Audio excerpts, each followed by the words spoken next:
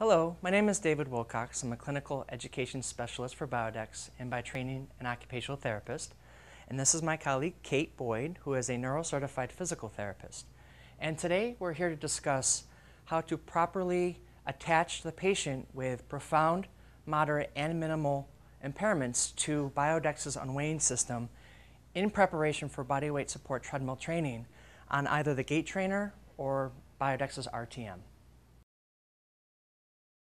Kate and I will break this video up into two parts. In part one of this video, we're going to first discuss how to attach the patient with significant and moderate impairments to the unweighing system.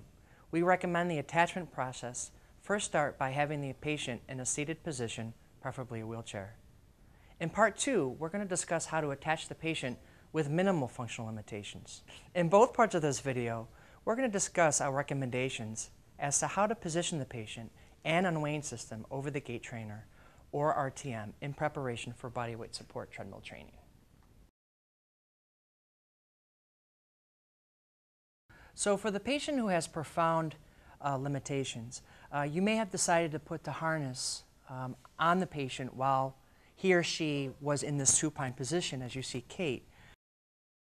If you need a refresher on that, please look at our first video to look at the details on how to apply the unweighing harness in this position. So once this harness is secure, now it's time to sit the patient on the edge of the mat or the bed, whatever your surface that you're coming from.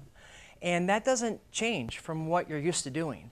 And what you're going to find as I do this with Kate, this harness should not get in the way. Here we go, Kate. I'm going to roll you to the left here. All right, let's bend this leg. Okay. Okay, let's roll this way. Good. I'm going to bring the legs around. Of course, you're going to make sure that as a clinician that you are still going to have good body mechanics as you do this. All right, Kate, ready? 1, 2, 3, and then up. So just through that example, you see that that harness does not get in the way. Okay, now we're going to transfer Kate into the wheelchair with the harness on. So as we usually do on our transfers, we hold with one arm. If they do not have good sitting balance, we bring the wheelchair over. Of course, we lock it. All right, Kate, and again, watch that the harness is not in the way on our transfers. Ready, set, go. So as you can see, we moved Kate over from the mat when she was safely transferred into the wheelchair, and I positioned her on the posterior aspect of the gait trainer. Okay, and all you need just a couple of feet, as you can see where her position is in the wheelchair. All right, so coming back on the unweighing system, next thing I'm going to do is I want to make sure that the unweighing system is stable. And this is where I'm going to lock all 4 casters. Once you've determined the offloading percentage, it's time to attach the patient and initiate that bodyweight support treadmill training. You can refer to our clinical guidelines to help you through that decision-making process.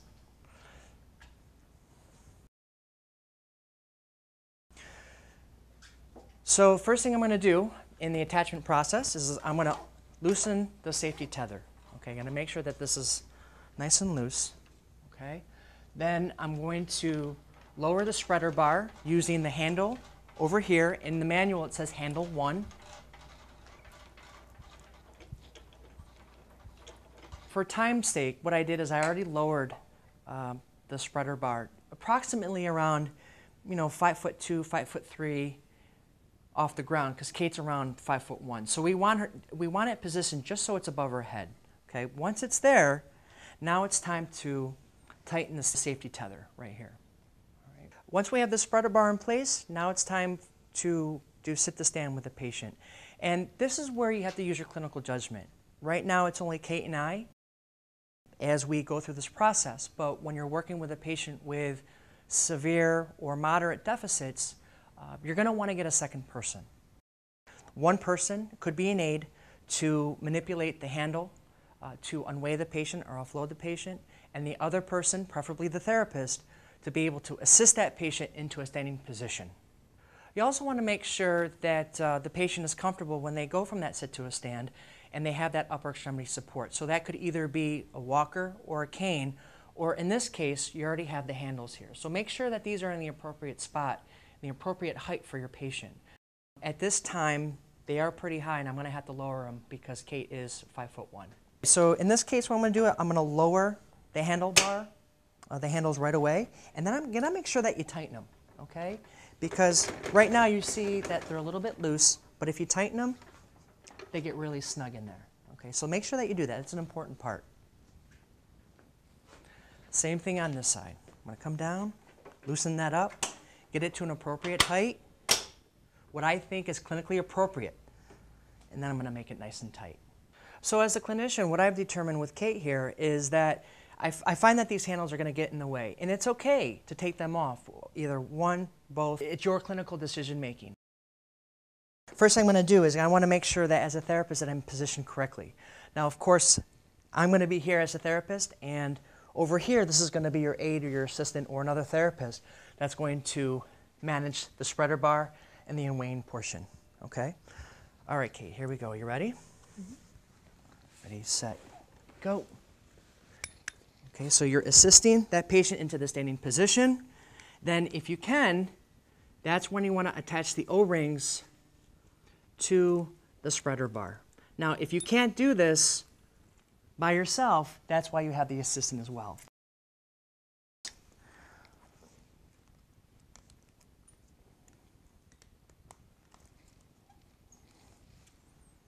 Okay, now she's attached and supported. If you have your patient standing and you are trying to attach the spreader bar, if you notice that you get one side attached and the other side isn't quite reaching, you can't reach the O-ring down, then you may need to lower the spreader bar a little bit more. It may be just that it was too high. So you should always start with it pretty close to your patient's head when you're trying to attach it initially. So as we're preparing to step onto the treadmill, keep in mind that what we're working with here at this time is a patient with moderate to profound limitations.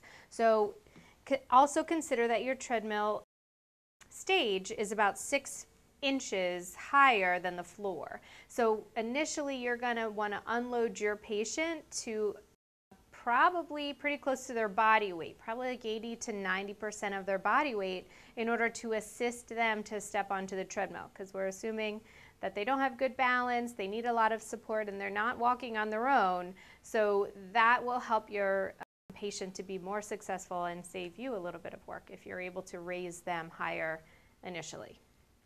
So Dave is going to raise me higher. And of course, I'm looking over at the scale over here to see how much Kate is going to be unloaded.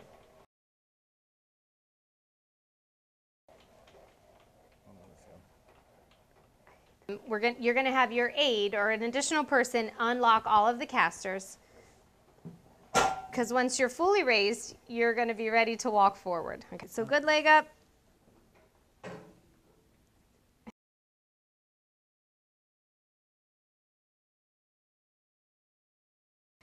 So once your patient has stepped up onto the deck of the treadmill, the spreader bar is going to be loose again. So we need to find the desired percentage of unweighting. So you're going to have your assistant or whoever is operating the spreader bar re-weight the patient or unweight the patient the desired amount.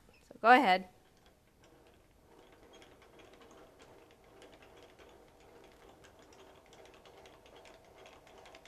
And then you're also going to pull your green safety strap. Okay, and this is where we're going to stay for the treatment session, so the strap doesn't need to be moved anymore. And now we're still towards the back of the deck, so we need to take a few steps forward to get ourselves in good alignment with the sensors on this particular treadmill.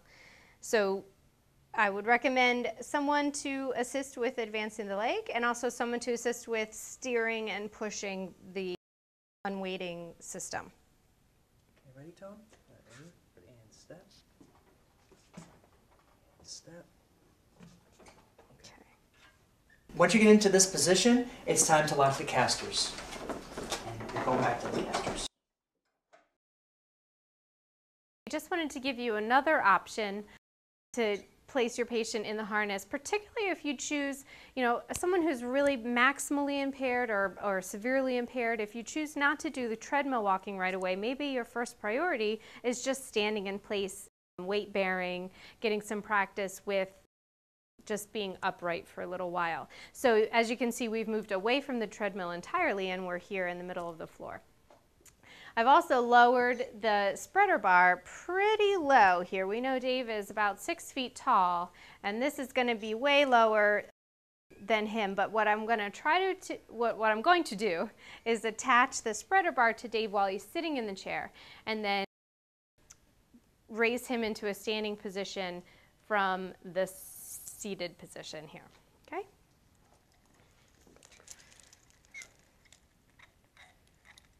So as you can see, I didn't lower it enough, so I'm going to lower it a little bit more.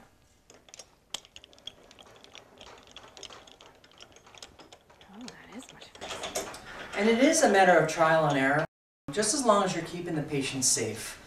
You might have to go back and forth between the spreader bar and the various handles. I'm just going to lean him a little further forward to get close to the spreader bar.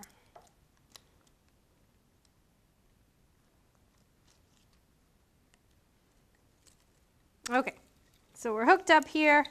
Everything is good to go. And as the physical therapist in this scenario, I'm going to step in front of Dave to provide maximal assistance while we come to stand, and I can help to facilitate proper weight bearing and proper position of the joints while we're being raised. And Tony's going to help us raise the spreader bar. So I'll position Dave's feet ready for standing, and actually I'm using the handlebars in the back of the harness in this position to bring his weight forward.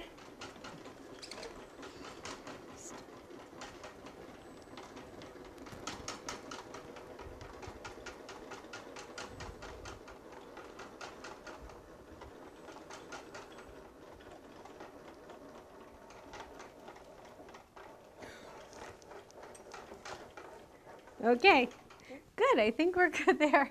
And then we'll pull our safety strap, and Dave is ready to work out. One thing to keep in mind are the two different positions of handle 1 when lifting and lowering the patient. When the handle is at its furthest point, as you can see here, there is a greater mechanical advantage for lifting. When it's positioned closer, the crank radius is shortened, making it faster to raise or lower the patient.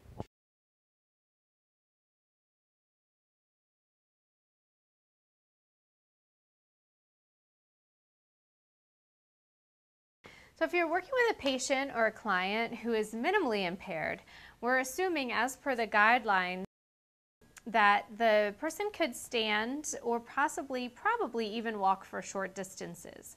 So we don't need to start from the wheelchair like we did with the more moderate to severely impaired patient.